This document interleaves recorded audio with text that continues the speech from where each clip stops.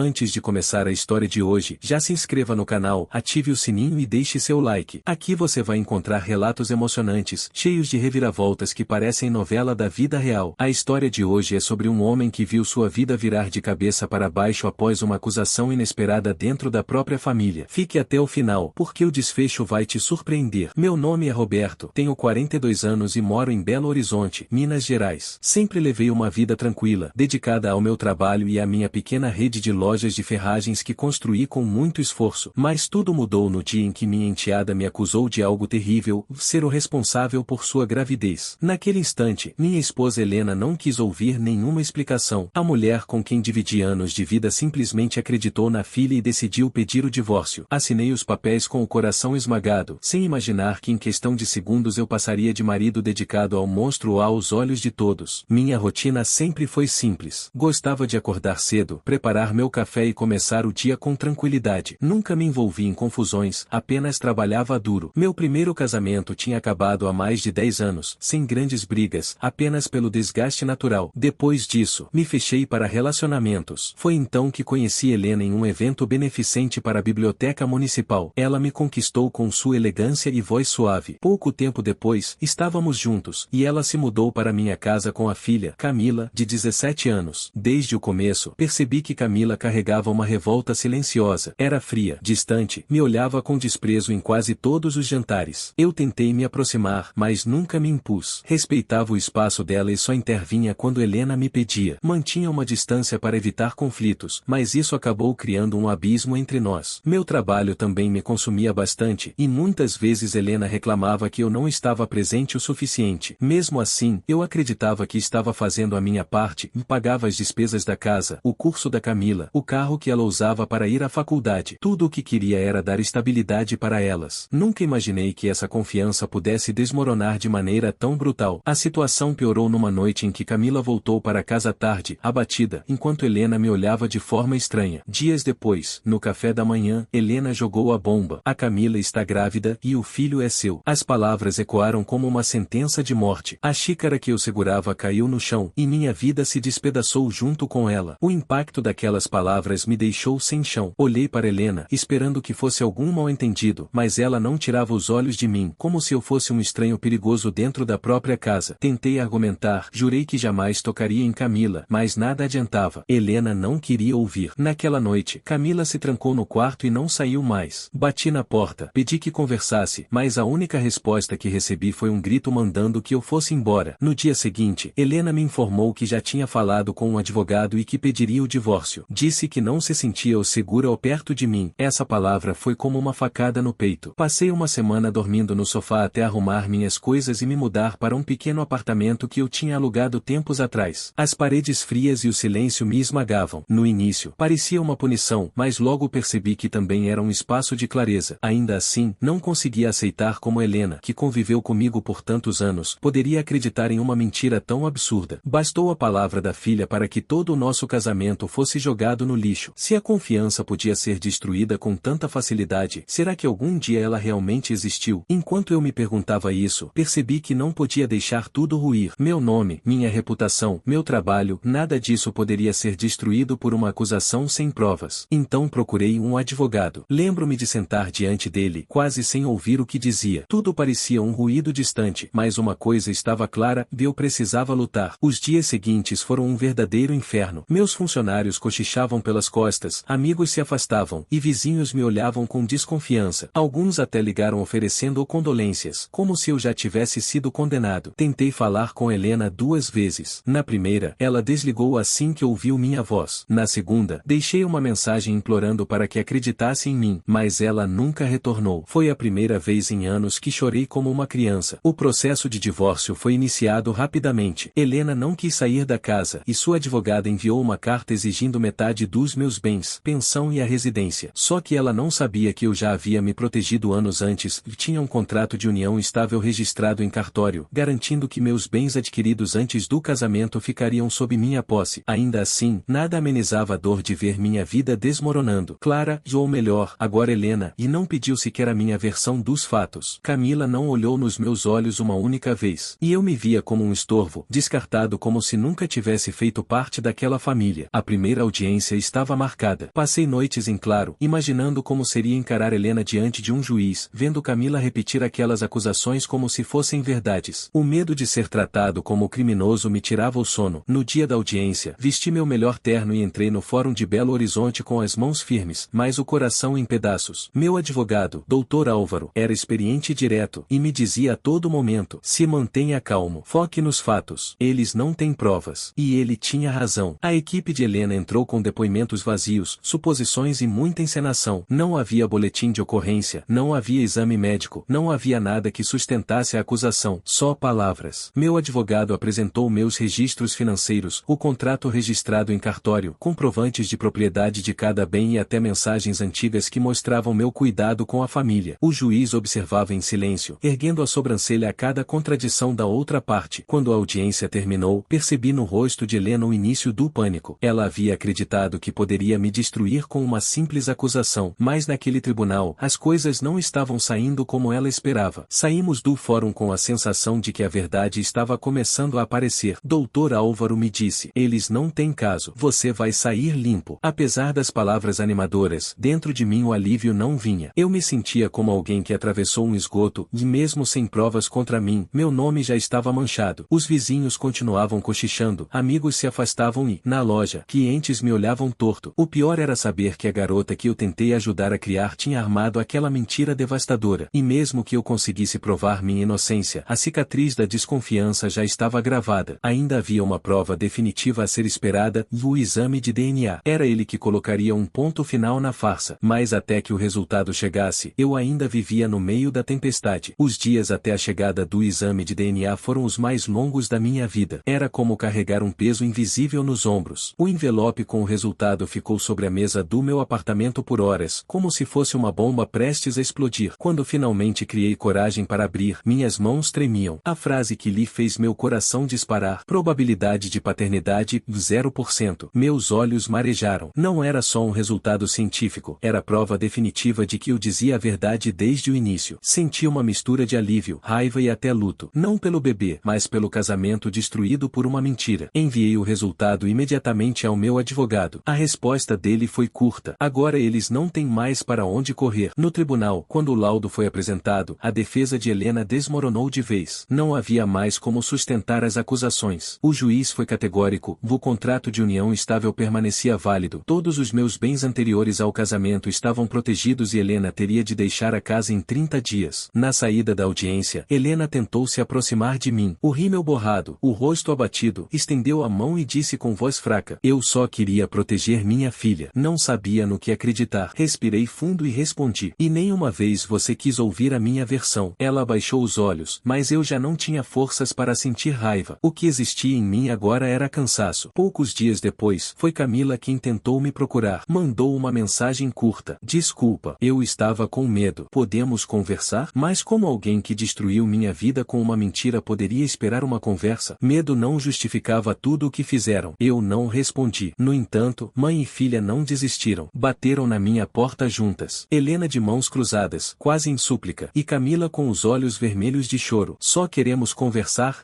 disse Helena. Olhei para as duas e respondi firme: não há mais nada a dizer. Elas choraram, imploraram, mas eu não cedi. Pela primeira vez, coloquei um ponto final, não por vingança, mas por amor próprio. Depois de fechar a porta na cara de Helena e Camila, fiquei um tempo parado, encostado na madeira, ouvindo o som dos passos delas se afastando. O silêncio que veio em seguida foi pesado, mas também trouxe uma sensação estranha de liberdade. Pela primeira vez em meses, eu sentia que tinha retomado o controle da minha própria vida. Nos dias seguintes, comecei a organizar o que tinha ficado para trás. Doei as roupas que Helena havia deixado, joguei fora as fotos e guardei apenas aquilo que me pertencia de verdade. Era como se cada objeto retirado da casa também levasse um pedaço da dor. Ainda assim, emocionalmente eu estava em frangalhos. Palavras como acusação, família ou confiança se tornaram gatilhos que me faziam perder o ar. Foi então que, incentivado por um amigo, procurei ajuda psicológica. Minha terapeuta, Sandra, foi direta: o que você viveu não foi um simples erro, foi uma traição profunda. E não é sua obrigação perdoar. Essas palavras ficaram gravadas na minha mente. Pela primeira vez alguém reconhecia que eu não precisava carregar a culpa delas. Enquanto isso, a vida me testava de outras formas. Alguns amigos antigos reapareceram, pedindo desculpas por terem se afastado durante o escândalo. escândalo. Outros fingiram que nada havia acontecido. Mas eu já sabia quem realmente estava ao meu lado, de meu sócio Paulo, que manteve a loja funcionando sem me pressionar, e Anita, minha contadora, que sempre foi prática e leal. Foi em meio a esse processo que, quase sem querer, conheci alguém novo. Uma vizinha me convidou para a festa de formatura da filha. Eu quase recusei, mas decidi ir. No quintal iluminado por luzes simples, encontrei Júlia, uma mulher de pouco mais de 40 anos, sorriso acolhedor e olhos gentis. Conversamos por horas sobre coisas banais, música, livros, viagens. Nada de acusações, nada de lágrimas. Apenas normalidade. E aquilo foi como uma janela aberta depois de meses preso em um quarto escuro. Não era o amor à primeira vista, mas era um começo. E pela primeira vez em muito tempo, eu senti que poderia reconstruir não o que perdi, mas algo novo. Quase um ano se passou desde aquele pesadelo. Aos poucos, fui me reconstruindo. Troquei móveis, viajei sozinho para o litoral mineiro e passei a valorizar momentos simples, do café ao amanhecer, as corridas no parque e as conversas tranquilas com Júlia, que se tornava parte cada vez mais importante da minha vida. Até que um dia, em uma feira de produtores locais, ouvi alguém me chamar pelo nome. Quando virei, encontrei Helena. Estava diferente, mais abatida, com os olhos cansados e o semblante marcado pelo arrependimento. Ela segurava uma sacola de frutas como se fosse um escudo e disse em voz baixa: "Eu só queria pedir desculpas. Sei que não muda nada, mas penso nisso todos os dias." Olhei para ela por alguns segundos. Antes, cada palavra dela teria me atingido como uma lâmina. Agora, eram apenas sons sem peso. Respondi calmamente: "Espero que esteja bem." Ela falou que Camila havia se mudado com o namorado e que estavam criando o bebê. Não quis entrar em detalhes. Não era mais da minha conta. Helena então completou: "Nós duas nos arrependemos." Assenti sem emoção. Ótimo. Houve um silêncio desconfortável, até que ela arriscou perguntar: "Você parece em paz. Você consideraria algum dia só conversar?" Respirei fundo e, com firmeza, respondi. Eu segui em frente. Ela baixou a cabeça e foi embora. E, pela primeira vez, não senti raiva, nem dor, apenas alívio. Era como se a última porta que ainda estava entreaberta tivesse se fechado de vez. Naquela noite, contei a Júlia sobre o encontro. Ela apenas segurou minha mão e disse: "Tenho orgulho de você." Dormir tranquilo naquela noite foi um presente. Eu não carregava mais a culpa, nem a necessidade de respostas. O que Helena e Camila fizeram me marcou, mas já não me definia. Descobri que colocar limites não é crueldade, é proteção, e que perdoar não significa reconciliar. Hoje, não repito mais as acusações em minha mente, não vivo no passado. Aprendi a escolher a mim mesmo. Sobreviver àquela traição me mostrou que, às vezes, o maior ato de coragem é simplesmente seguir em frente. E essa foi a história de Roberto, um homem que perdeu quase tudo por causa de uma mentira, mas encontrou forças para recomeçar e recuperar sua dignidade. Se você gostou dessa história, se inscreva no canal, ative o sininho e acompanhe nossas próximas narrativas cheias de emoção e reviravoltas.